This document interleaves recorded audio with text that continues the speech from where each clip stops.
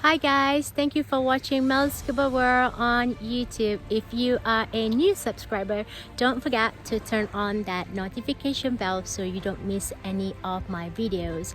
So tonight, actually this evening, I am a surface support lady.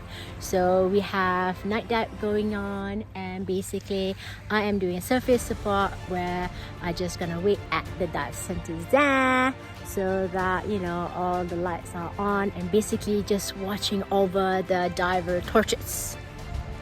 So they're about to descend there. They're somewhere over there.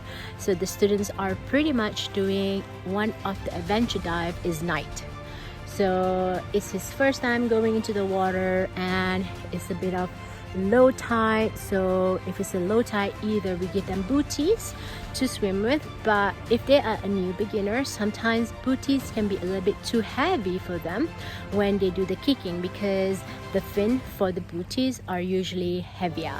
So we try to enter the water basically a bit early tonight so that they don't step any of the rocks there.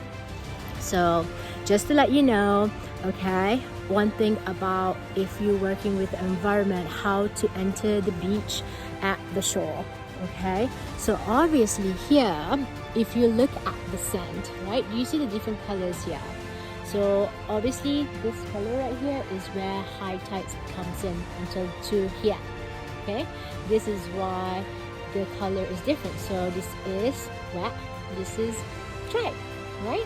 So that makes sense, right?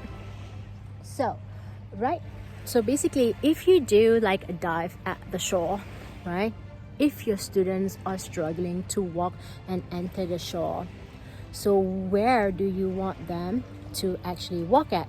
Either here, the dry area, or the wet area. So you tell me, which one would you pick?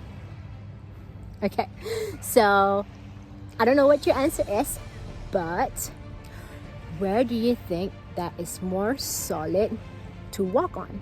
Okay, obviously the wet area. Okay, so here is more softer and it's harder to walk. Okay, it's harder to walk. You see this? Okay, so if you walk here, see that? It's more solid and dense. See that? Do you like my shirt? Okay, so the closer you are to the water, right, it's more solid it is. It's more solid. You look, I'm stepping on it. I'm jumping it. So obviously, it's easier for the diver to walk closer to the water so they don't trip over with their gears when you enter the shore.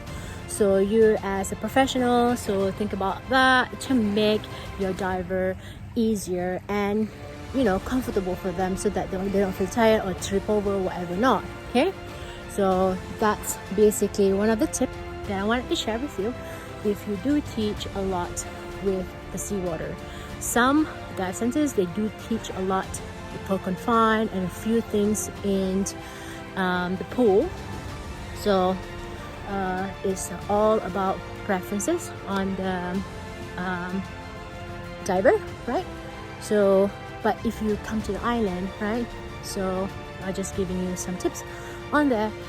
So how do you enter the water from the shore?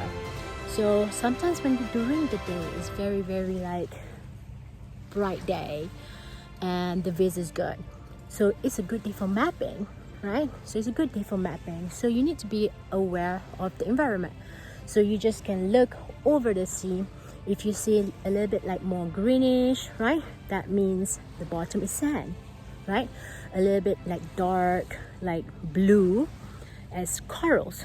So it's like darker it is, maybe deeper water.